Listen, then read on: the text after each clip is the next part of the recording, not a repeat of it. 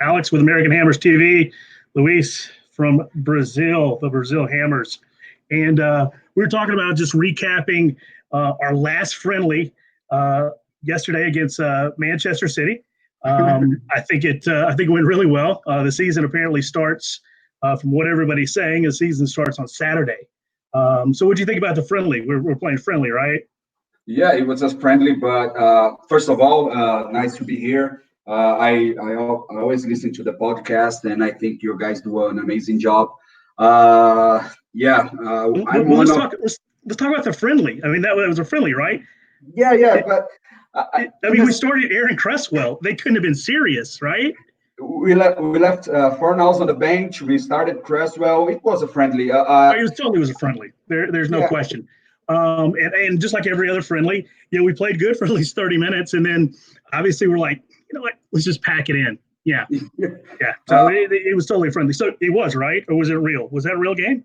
I don't think so. I think that Pellegrini said to the guys in the changing room, he said, guys, let them score as many goals as they want, and let's see if we can fight back to see in a real game situation if we can go back, because it wasn't real. We were fighting forward, losing 2-0. We were fighting forward. You see Lanzini giving possession 3 times in a row, like in 5 minutes. It was a friendly. It was a controlled scrimmage. I can understand. People like to call it. Yeah. No, in all Yeah. seriousness, first game of the year, and I really do have a serious. We'll kind of get to the whole interview, and we'll kind of talk to you specifically, but just I guess we'll consider this the monologue. I'd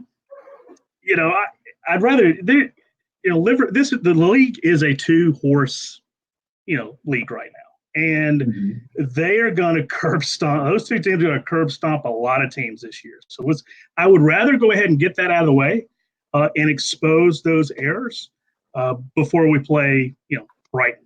You'd rather have that happen to them. Yeah, would you agree? I agree, because Brighton will be a test, because we love to lose to Brighton. You remember last season? I don't think we lost to them, but it was a draw 2-2, I think. But Glenn Murray always scores against us. So the season starts next weekend, but I think it's going to be hard because we love to give them a little bit of breathing space, and they have a really good striker now, Neil Maupai. I don't know if that's the name of the guy, the French guy that came from. I butchered every name. Yeah. They got a really, really good striker now. So let's see. It starts next weekend, but will be tough as well. You really get down to the if you really want to get down, start really analyzing stuff. Everybody was focusing on Haller and Fornals. What do you think about those 2 guys? Well, I think Fornals will be world beater in 5 years' time or 3 years' time. I don't think he's ready now. He seems a little bit slower than the rest of the guys. I think Haller, the holding up play that he has is fantastic. Let's see. I think we'll see more from Haller now than we will do from Fornals. Let's see. I hope I'm wrong, and the both of them can start banging goals and improving the team. But I think Haller, it's going to be a little bit earlier than Fornals. The difference for us. Well, we're waiting from Jay from Iowa. He's having some computer upgrade issues. Yeah. So we're waiting on him. So it's just me and you. Tim's checking in. Big brother. There he is. Just hanging out, man. Love it. Thanks for giving the opportunity to get together and just kind of dive in a little bit more on you as far as where you guys are from, and just tell Luis, what's your last name? I haven't really got into that. We just jumped in. Yeah, tell me a little bit about yourself. Yeah, my last name is Jose, like Jose in Spanish, but you can call me Luis Jr. I'm one of the 5 administrators of Hammers Brazil page. We have 2 guys from countryside Brazil, a city called Marília, 8 hours from São Paulo. I'm from São Paulo. Okay. We have Gabriel, which is from Curitiba, and we have Cássio, that is from Porto Alegre, but he lives in London for 5 years now, I think. So we have five different people supporting the same team with five different roles and five different opinions. I think the five of us agree that yesterday was like a test, like we were saying, it was a preseason friendly. But at the end of the day, I think I'm a little bit more uh, experienced in West Ham stuff because, as I said, I support West Ham for 18 years now, and I see that happen every season. We are challenging the top six. We are going to improve. We are splashing cash, but at the end of the day, we do the same. We start slowly. Not only the season, we start all the games. We start slowly, and this season will not be any different. But let's see. I think we have a very good squad. And Hammers Brazil, we have 3,000 followers in Instagram, I think. It's something like that, and all of them agree that we have the best squad in years, 5 years now. I think the last good squad we had was the last season at Bolain. But yeah, we need that. We need them to gel together. We need them to play together a little bit more, so we can see if the season will be as good as we think it will be. Um, so obviously you got so many guys that Yeah, are yeah, part of the admin process. yeah. Who does what, and obviously you said you got a lot of opinions, and you know it's how does that work? But what's your role, and kind of how does the hierarchy go? Yeah, we I think everyone is do the same job every day. I'm more into the English stuff. I'm going to Twitter and try to read the news and try to interact with hammers from all around the world. The two twin guys that live in Marília, São Paulo, they are more like analyzing the games and the strategies. Gabriel is on the social media side, and Casio, he goes to the games. We have a pre-match coverage of him going from Forest Hill, South London, to the London Stadium, meeting with the guys there, fans. He always meet with Felipe Anderson's brother, Julie Anderson.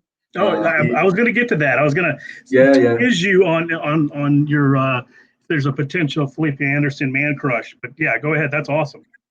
Yeah, we always talk with people of interest regarding West Ham, and because our main goal here is try to present West Ham to Brazilian fans, because we have I don't know 200 million citizens in Brazil, and 80% of them love football. So it's a way to get our club bigger here in Brazil, and try to sell this passion we have, right? I don't know if we have a hierarchy. I've been around for 18 years, so I know more stuff about history and I watched more games, but I don't think I'm above anyone in the hierarchy. So we do Yeah, I the mean same thing. everybody's got a different role. I mean Yeah, yeah. everybody's kind of doing something. Now with obviously presenting that to kind of sharing that information about West Ham in Brazil, what's the challenge you know to that? I mean, obviously you got a lot of people. I'm sure everybody's got an allegiance somewhere. What's the biggest challenge to kind of getting somebody on the bandwagon? I think, as every Latino, Brazilians are very passionate. So uh, I support Corinthians here in Brazil, which is the second biggest club in the country. And because of Bob Buena, we have a lot of Corinthians fans that follow West Ham as well, because Bob Buena was loved here. But they they can't love both. They love Corinthians and West Ham. They are aware of West Ham because of a player. I don't know Yeah. if the majority of Latino fans can relate to anything else than the club they grow up supporting. So that's the biggest concern we have here. And the best way to break that is try to bring bring it closer to the fans. We try to do events, we try to watch the games together, we try to explain how the club was born. We have a very similar situation as East London here in São Paulo, because it's a huge city with workers supporting teams and going to the matches on the weekend and trying to escape from the real life at the game. So we try to bring that kind of emotion to the fans. It's hard because people doesn't really want to break that I don't know how to explain that wall between the team they support and a team from another country. But at the end of the day, we're managing to at least bring attention to West Ham. Well, that actually, Stuart's got an excellent question kind of going on that. Is the profile, obviously you can read right here, but is the profile getting bigger in South America because of Pellegrini and Anderson? I don't know about Pellegrini because he's been in Europe for about 20 years now, or 15 years. He's not as famous here, or people doesn't like him so much here. Maybe in Chile, he's Chilean, but here in Brazil, he's just another manager. But Felipe Anderson and Balbuena, they bring attention, yeah. ESPN, which is the biggest broadcaster here in Brazil for Premier League, they always try to bring those kind of relations in the coverage in the match day and even before the match day. So yeah, it's getting bigger, but I think it's more. I mean, if Bob Buena leaves West Ham, we'll lose like 800 followers because they support Bob Buena, not West Ham. Yeah. It will take time for them to relate to West Ham. But yeah, the coverage is bigger, so the profile is getting bigger. West Ham is well known now. I have a tattoo of West Ham here, the Cross Hammers, and people already can see the tattoo and say, "Oh, that's West Ham." 2 years ago, it wouldn't happen. So we are happy that we are trying to we are getting more attention. Actually, I mistakenly, I just started clicking people's message board and put Tim up and kind of upset because I was going to quiz you again on the Brazilian West Ham players, and he gave away one of my answers. So a little disappointed in that. But so I don't know how good your knowledge is, so we'll test it in just a second. How did you specifically, get into West Ham? Like, where did that start? Because obviously, it's got to be kind of unique being, somewhere else, and yeah, picking those guys. Yeah. In my case, I'm a huge Iron Maiden fan. I'm a bass player as well. So in 2001, I saw a live broadcast of Rock in Rio, the Iron Maiden Rock in Rio concert, January 19th, 2001. I remember the exact date.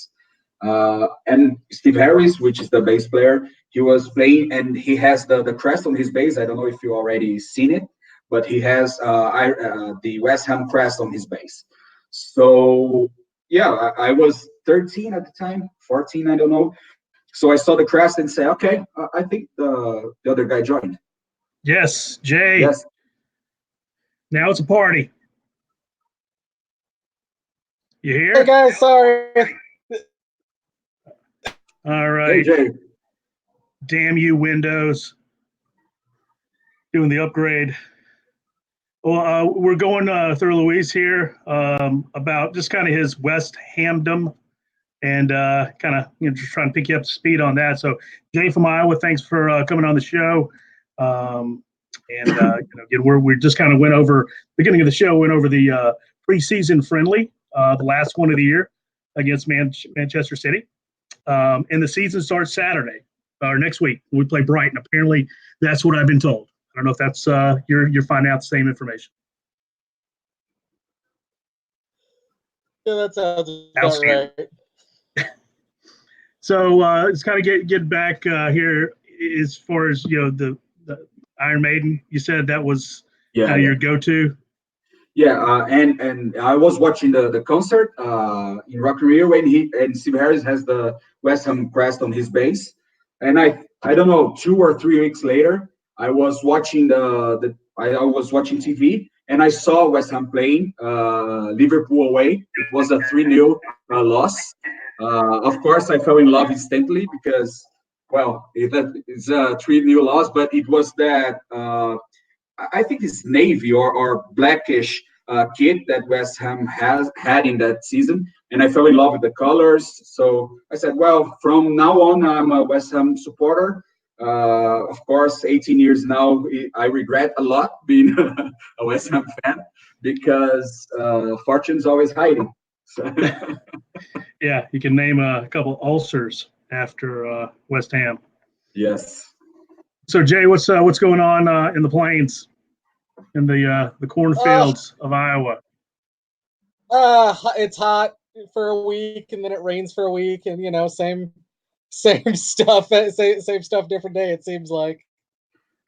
Well, what was your take on the match?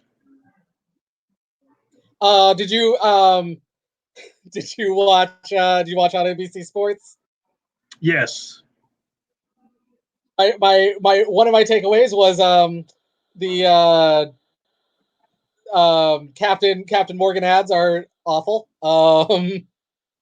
That couldn't stand those. Otherwise, I mean, we played well in the first half. The Man City were always going to outclass us. The second half, certainly we dropped, and I mean, heads went down, and players were lacking confidence. If that's what VAR is going to be, though, for the marginal offside call, and then the the Declan being in the box, I don't know that I want VAR. I've been a big proponent of VAR. I think VAR's a universal good in a lot of ways, especially it certainly goal line technology leveled the playing field for clubs like us. Big teams weren't always getting the calls, and if VAR is going to be, here's a shoulder that's just over a line of another shoulder. I don't know that I want VAR. Like that was BS.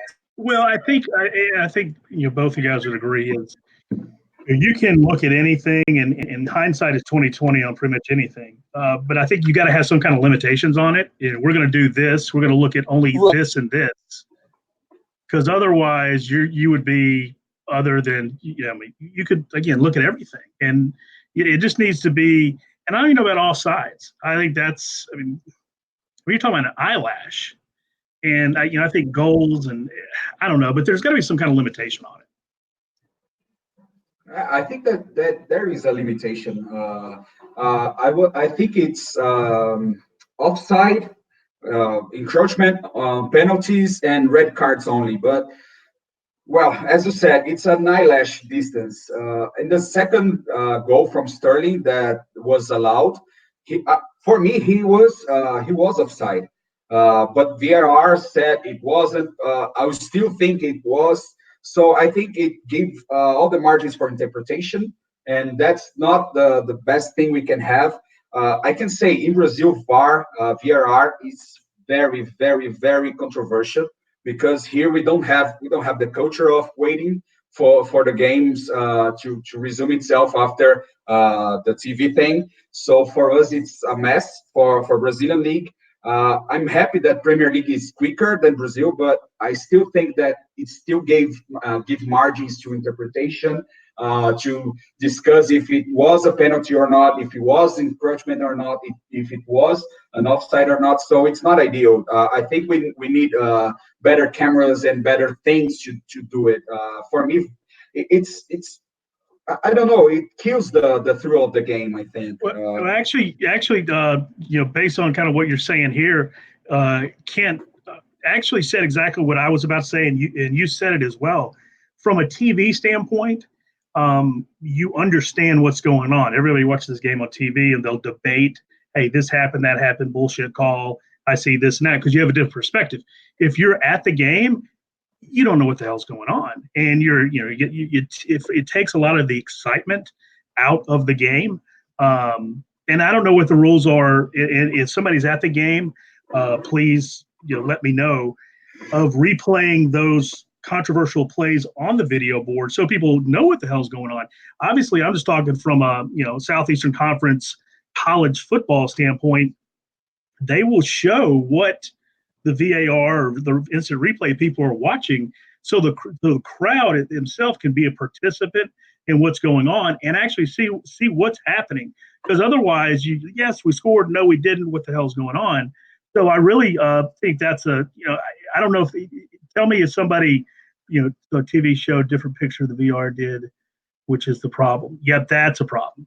And again, I know just from working in college football in the Southeastern Conference, they will actually show the exact video and shuffle it back and forth so people can actually see what the ref is looking at. And I don't know if that's the case there. Yeah, I think they well, did my understanding frame is the image.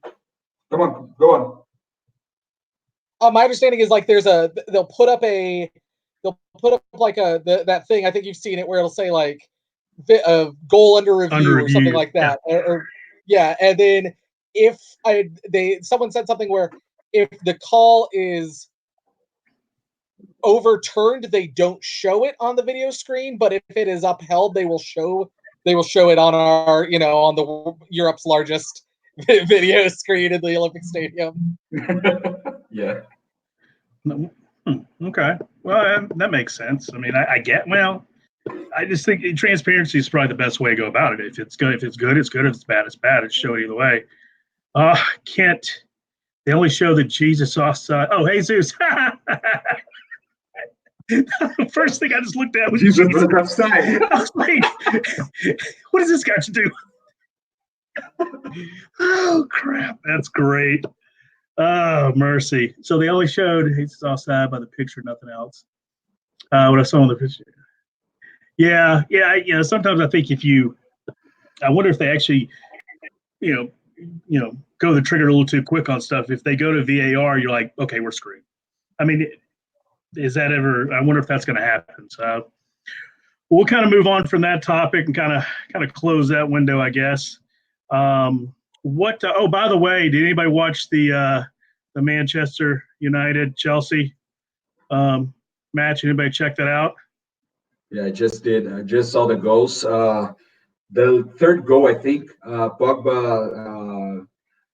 It was like a 40-yard pass from Pogba, and Rashford settled the ball down with the side of his feet. It's just too much class. I hope we have that one day because it's beautiful to see. It's awesome. Do you think a lot of other teams are going back on their schedule and looking at Chelsea going, oh yeah, that might be a winner? I think you think that changes. Was Manchester United just outclassed them, or are they that good, or was Chelsea that bad, or a combination of the two? I think Lampard isn't ready to be a coach, a manager just yet. He has just 1 year of experience, and Chelsea is always boiling. So I don't think he will stand.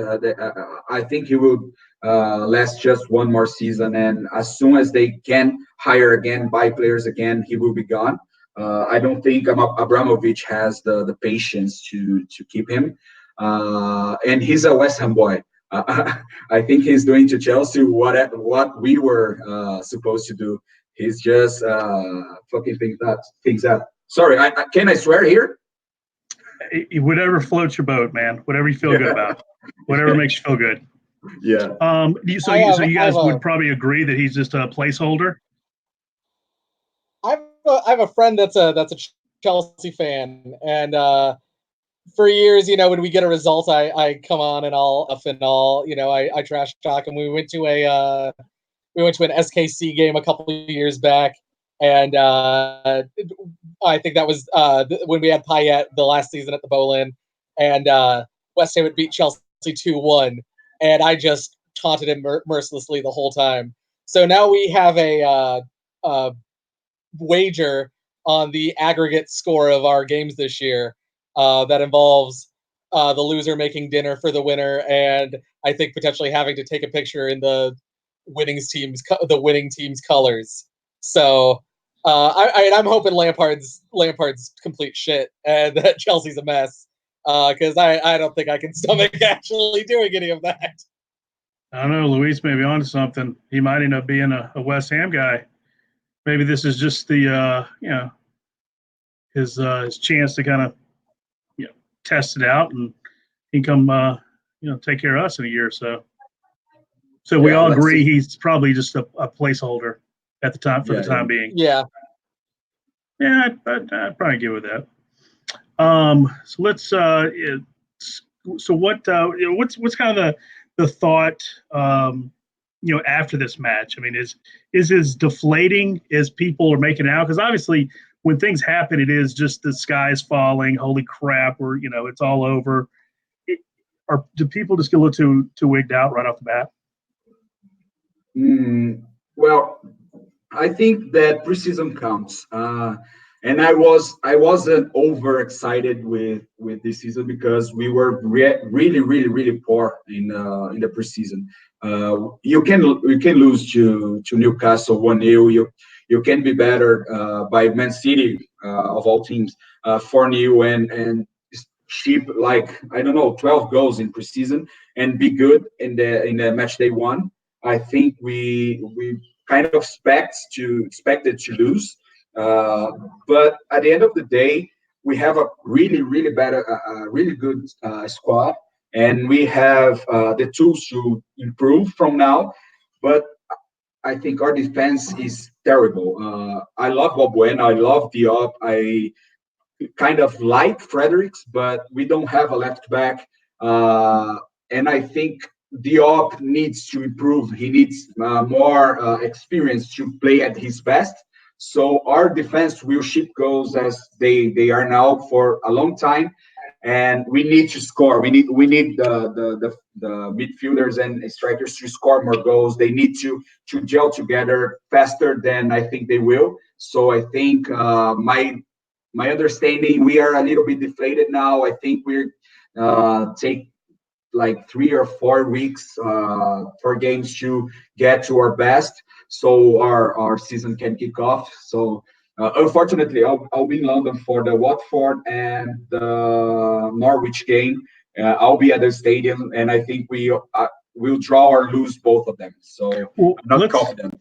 So what about you, Jay? Is the sky falling, or is it not as bad as everybody I thinks? mean, I said I went on record. I said that 8 out of 10 was my ranking of the transfer window of the business we did in the summer. The one thing that would have gotten a 10 out of 10 would have been a box midfielder, someone with legs to put next to Rice to win that ball, to make that pass, to surge forward. I've got a Scott Parker type, Weston McKennie for the U.S. men's national team, someone like that. Um, I so certainly I think we still need that defensive cover. I think we're counting on Declan maybe doing a little too much. I agree the defense still needs to get sorted. I mean, but it's not the end of the world. We're gonna smash some teams. We're gonna have some good results. I mean, Brighton looked pretty solid under Graham Potter, but who knows what happens in a week's time. Sometimes teams start really. I remember Blackpool starting really well. They had maybe 4-0 win to start their season, and then beat maybe Man United the next. They got relegated with us Yeah. the last time we went down, and no one's seen anything of them for a handful of seasons. Let's kind of go. Let's go to the message board, and actually, Tim was talking here about specific questions. Obviously, we have a guest and somebody would obviously great conversation. So I'd like to kind of pick your brain a little bit more. Let's see, somebody actually had a okay, Penny. What game you most want to go to and watch live? I would love to. I would love to go to Crystal Palace away to watch live, but won't be possible. Uh, yeah, I think my first time in London Stadium will be magical. So I'm looking forward for the Norwich game. I think That's cool. I think they're going to give us a really good game because they have the open play. Daniel Fark is a very good manager for attacking football. I think that game will be like 5-4, 4-3. We'll have a lot of goals from each side. But I think we can win that. And Watford, not win. I think we can draw that. And Watford, I think we can win, but I think we'll draw as well. So I'm looking forward for Norwich, and I'm a little bit afraid of Watford. All right. See if anybody else got any questions. See who's in the. We got a good number of people in the chat room. It's pretty cool. We got Penny. We just threw up there. Kent, Stewart, Russell. I got a couple Tammy. questions, Luis. Yeah, what you got? Yeah. So I had two that kind of came to mind. One favorite Brazilian West Ham player. Must be Felipe Anderson. We had so many bad players. You saw the worst of Brazil. Remember when Wellington Paulista was bought? He said he was the best striker in Brazil. Yeah, I think he's not even in the top 100 list when he was on his peak. So we had Ilan as well. We had Nene. Nene's still playing here in Brazil. He's in the third club since he came back. He was good, but Big Sam didn't rate him. So I think killing me. Yeah. I wanted to. This is the question I looked for the whole time, and everybody just. I'm going to do it right now. Who are the only players from Brazil to play for West Ham? And I think we've named three. There's four, and in some point in this conversations, we've named at least three. So if anybody can, either figure out who the three are. Okay, that's one. Nene, Wellington Paulista. Got it. Ilan. Yep. And who we just talked about. Yeah, Felipe Anderson. Yes. Nice. And now I got that out of my system. I feel better. Tim's in the chat, and as he well knows, my favorite goal for West Ham was Ilan against Everton. So I think Felipe is a better player, but Ilan has a special place in my heart. Yeah, one of the best. Kim's got a good question for you. Was Maiga. Remember Maiga's goal against Tottenham? It was on one of my favorite goals, and Maiga was Modibo Maiga. He was one of the worst strikers we had in years. So, all right, we'll take this one question here from Stuart. What is your perception of London Stadium? From Brazil. Yeah, Castro is the one that goes to every game there. One of the admins here in the page, but the perception is that the stadium is getting better. Each year is getting better, better services. It's expensive to be inside the stadium, the beer, the catering, but the atmosphere is getting better. So I think we are watching a football game, and if the atmosphere is better, everything feels better. Winning cures all. Yeah, and the red carpet, the new carpet, Cassius said it really changed the atmosphere of the stadium. For me, it was bullshit that a carpet would change the game, but he said that changed. They feel more West Ham in the stadium, and the surroundings of the stadium is looking more West Hamic as well. So it's better. I'll see with my own eyes in 2 weeks, and we can get better back to this topic in 2 weeks to see my opinion. But Cassio's opinion is that it's better, way better from season one. Let me ask you this. Question. Actually, I want to ask Kent a question, and he's got a question. You talk about how much expensive concessions are, and obviously, that's an issue in every facility. How much is a beer? Just a plain, simple beer. If Kent can give me back that answer, I'd like to know. And obviously, I need to kind of figure out the conversion rate on that. But we'll go to Kent's question from Hammer's history. If you could pick up a striker to play front now, who would it be? For me, I don't know. I've been watching since 2001, and I saw the last 6 months of Di Canio. I don't even think he was a striker, but he was so good that I will put him as a striker, and I would love to see him back in our team. I really loved Harewood. He was like not good, but he was banging goals every season, every game. And the guy that came back to England, Defoe. I really loved Yeah. Defoe at the time when he broke through the academy. I Penny think the actually, Penny answered a question. It's 460 a pint, and Tim went conversion. It's about $6, which that's not bad. I mean, at least obviously based on what I know as far as concessions in the United States, that's pretty dang good. yeah, it would be 30 reais in Brazil. Penny's like, no, that sucks. Oh, that's funny. That's good stuff. That's good stuff. No, that sucks. Yeah. Rodrigo is one of the admins from Hammers Brazil, and he said Carlton Cole. Oh, okay. There you go. That's a good one. Well, welcome. Pride was good. Welcome. I would love to have him on the show. That'd be great. We can get more people on here, man. If he's ready to roll, we can throw him on here in a second. With Penny. Penny's all over this. That's the first half that. No. Oh, okay, Keith. That's pretty funny. Yeah, actually, American sporting events, nothing. Red Sox games like $12 for a 16 ounce.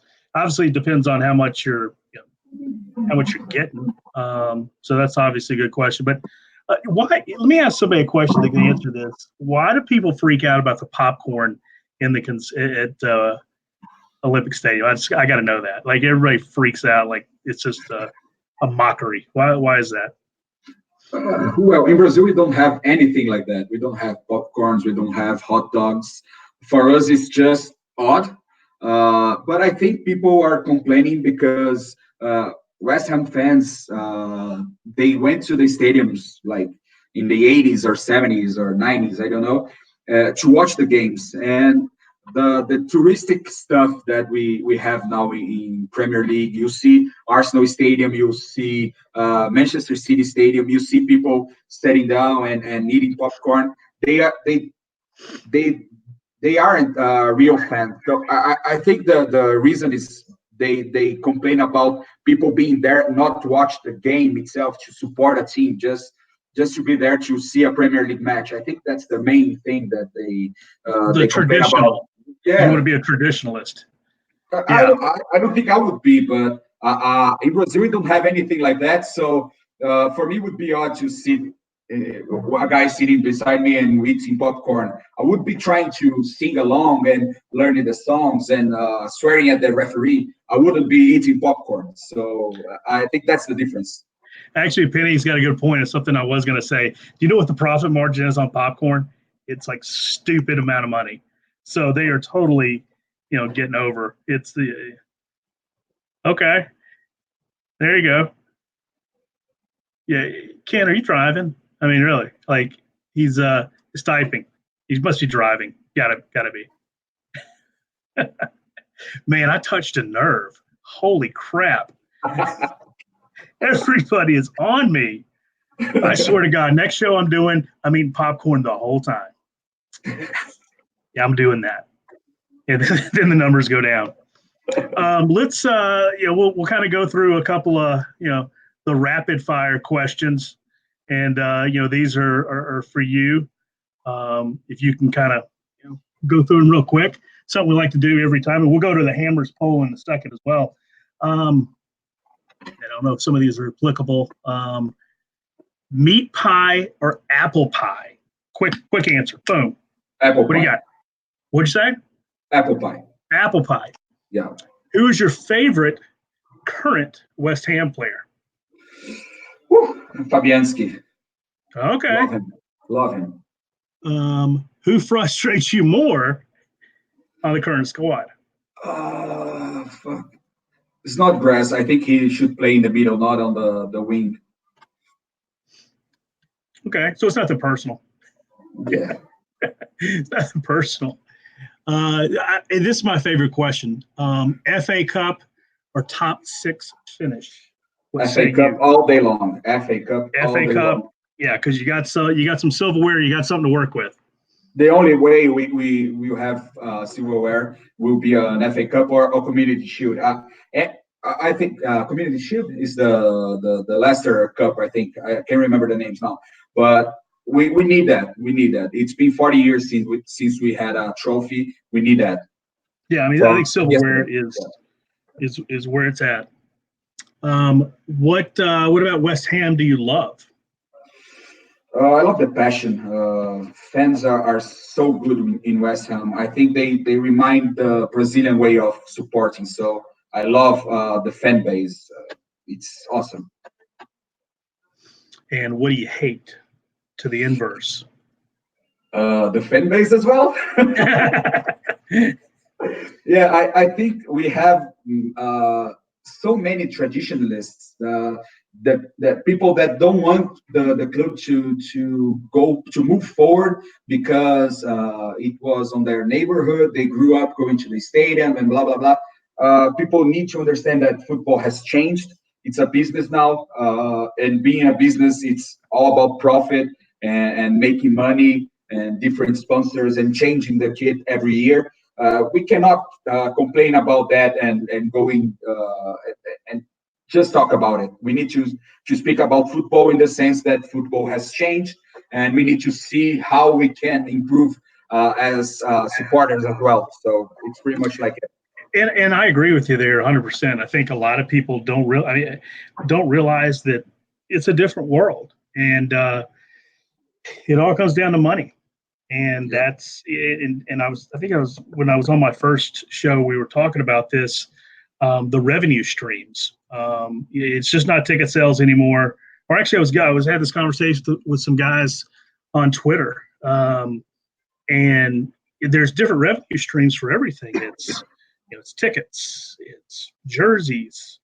I mean, every sucker is going to buy another one every year. So whatever that money is, it's going to roll over the next year. TV revenue. I looked that up. I was trying to explain to a friend.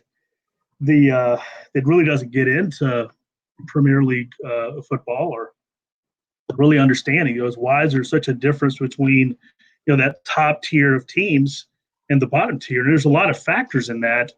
The history. What teams were the original founders, and then the TV revenue. And I mean, there's a lot goes into it. But if you add all that up, it's all about money. And when they moved to Olympic Stadium, I think that I know it really sucked, but I think that really kind of helped level the playing field in some ways. I think you're going to start seeing West Ham get better. I don't know if they're going to jump the line, but it's one of these teams, the top six, going to have a hiccup pretty soon. And Chelsea will be behind us, I think, this season. Yeah, I mean, and which one of those teams from that top six are going to not come back? I mean, it's a question. I mean, you look at teams that that are really good back in the '80s.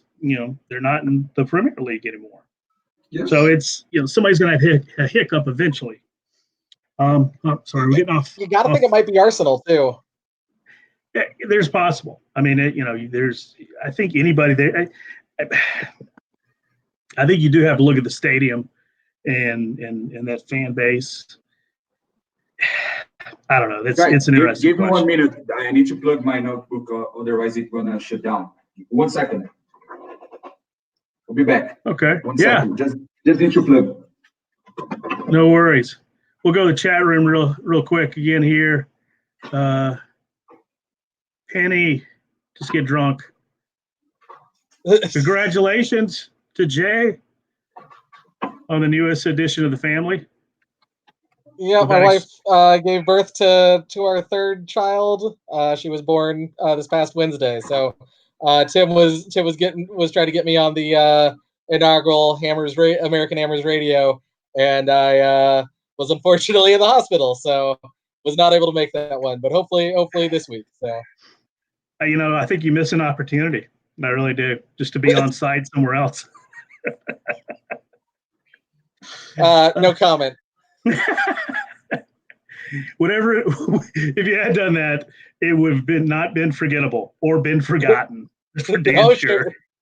All right, let's go back to the questions. Oh, sorry. Yeah, I'm Sorry, here. Kent. Kind of blew through there. All right, we're getting close to the last segment here. Um, what sound makes you happy? What takes you to your happy place? What? A song? So what's hey, I'm like Ron Burgundy here, man. I'm just reading the questions. Whatever's on the telestrate, I'm reading it. What sound makes you happy? I don't know now. Song. You mean song, right? No, like a sound, like crickets chirping, or a bag of crisp opening. Uh, I don't I'm really know. trying to peer Now, into your soul here, man. The I sound of don't know. 50,000 cockneys screaming as a goal goes in. Yeah, I think There you go. the sound of the turnstiles spinning. I think that's a good sound. Yes. I'm All right. entering in a different world. Well, actually, Liz, here help. Maybe this one will help you with the next question will help you with your next sound. With the sound that you like is what's your favorite cuss word? Well, I don't know. Come on, say it. I don't Say know. it. J first. What? J What is that? first. Huh? I want Jay to say first. His. I mean, it's fuck. It's got to be fuck. I mean, I think some statistician needs to go on and calculate how many people have said fuck versus any other curse word. So What? It's I think bloody in English. I think Bloody? the bloody things, the Bloody. bloody. bloody with that accent. I think everything with an English British accent sounds better. So it's that bloody thing, bloody, blah You blah know blah what? blah. That's probably the most accurate thing I've heard all day. Like Yeah, that, just it doesn't matter what it is.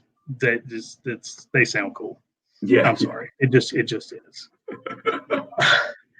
I don't know why that just struck me as funny. Nobody says body. He was saying bloody. That's not Uh, you're saying bloody, bloody. He was bloody. saying bloody, right? B Bloody. L O O D Y. Yeah. All right. What team do you love to beat? Spurs.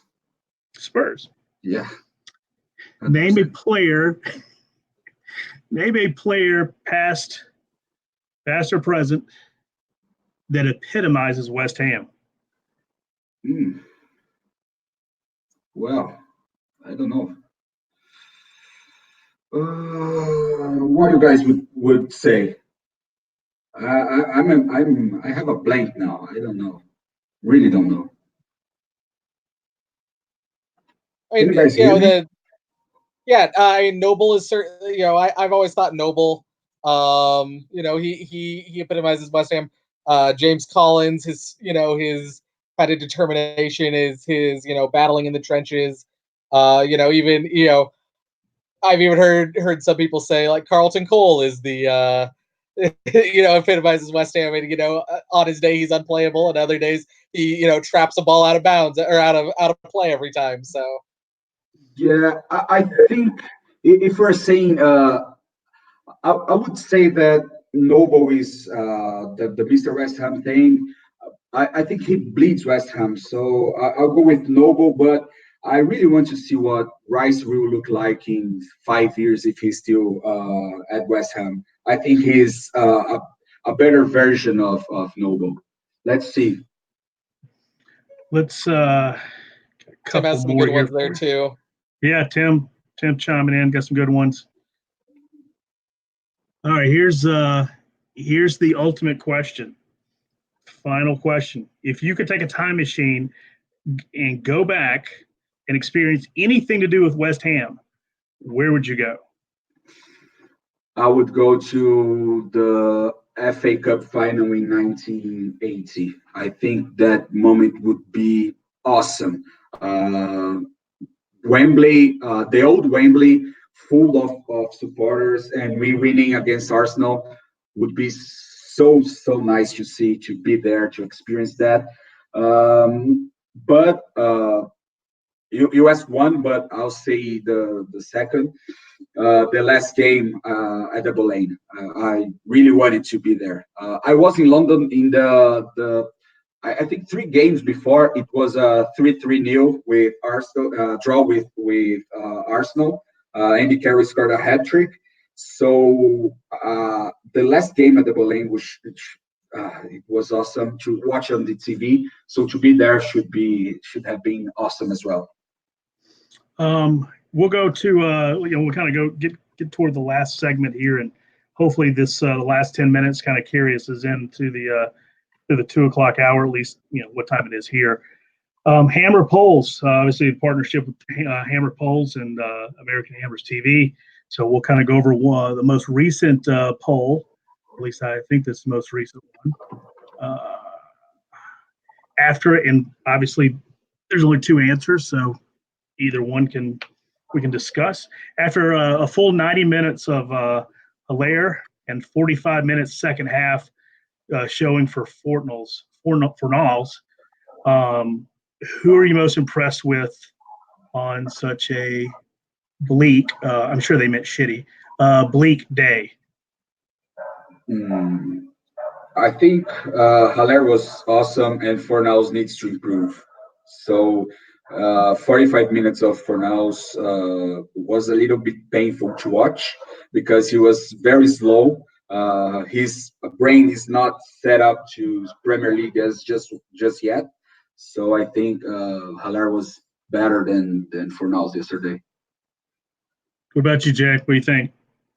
I agree. Allaire looked great. I mean, he made some good runs. He had some good hold up play. I mean, he did.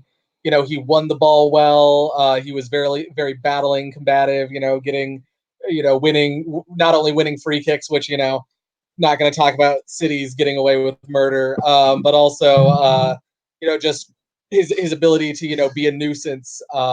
And Fornals just I don't recall him touching the ball. I mean, I'm sure he did. I don't remember him getting us. I think he had one cross. Maybe that's my one memory of him in the entire game. I'm going to go Hilaire. I really think you're starting to see what he's going to actually be a good player. I think he's going to do well, and just got to give him the service and let him do what he's got to do. That's why you pay him. Pay him the big bucks. It's a damn good reason. I mean, that's why you paid him. Yeah, I could agree. Yeah, I agree with Kent there. Yeah, pretty spot on. Let's looking ahead, and we'll kind of again down the kind of start to wrap this up. Saturday, the season starts. Yeah. Yeah. Brighton Hove, Saturday. Jay, what's your prediction? Going Cajun on you. As of right now, I don't know. I mean, Graham Potter seems a good coach. Brighton seems a good team. But I'd say, I think we've been at this longer. I think they might struggle against maybe a slightly more organized side. But also they always seem to score against us. So I'd be happy with a draw. But I think we could maybe win 2-1, 3-1, something like that. Fingers crossed. What's got to happen for that to happen? I don't know yet. I haven't had time to scout how Brighton's played. I was going to check out their game a little later today. But I mean, certainly we got to keep their striker quiet. Whatever his name is, the 50-year-old man who always scores against us. So if we can keep him off the field, or keep him under wraps, I think we should be able to beat him. I mean, we're on paper, we're certainly a better side in a lot of ways. And they'd still, like I said, I think they'd struggle against a team. We've had a year of a coach. They've had a month of a coach. So, what about you, Luis? What do you think? As Jay said, if Murray doesn't play, I think we have a chance because he always scores against us. No, I'm just kidding. I think we can win if we sort our left back situation. Creswell, I think he's past his best for 3 years now, and it's not possible that only us fans see that. but I think we can win. I think it's going to be a tight game. They improved since last season. They have a very good striker in Neil Maupay, the French guy. So it's going to be 1-0, 2-1. It's going to be close. I'm not gonna pick. I'm gonna pick draw. I'm gonna pick 1-1. I'm not going. I'm not going either way. I'm gonna say a draw. I just don't think. That's just the first thing that comes to me. Penny checking in with a win. Penny is all in. Dunk Irons will counter Brighton with pace and can see us run away 3-0. I love the optimism. I love that. Hey, I'm all for it, man. It's a good thing. So we'll go. If there's any other questions, again, we'll. Anything else, Luis? I'll kind of give you the floor for the last minute or so here. Just to kind of talk to the West Ham universe and talk about what you guys are doing, and if there's anything that other people here can help you out with. Yeah, that's great. First of all, thank you very much for the opportunity. It's as I said, in Brazil, West Ham is getting bigger now, and we don't have the chance to speak with passionate fans all the time. So it's great to be part of the podcast. Drop a follow in Hammers Brazil at Hammers Brazil with the S, okay, not with the Z. Our way to write Brazil. And we have scarves, we have mugs, we have t-shirts. If you want to buy anything, just contact us. And well, thank you very much, guys. It's been a pleasure talking to you. Let's do it again at the end of the season to see if the lack of optimism reflected in the truth, or if West Ham improved and we, I don't know, reach the top 6, which is the plan, right? That's the plan. It's a long season, man, and I really think it's got to be. You got to, as much as it's a cliche, you just got to take one game at a time. And everybody, laughs about those things, but it's pretty legit, and it means it's true. So tomorrow's the next game. Tomorrow the season starts on Saturday. So let's get ready for that.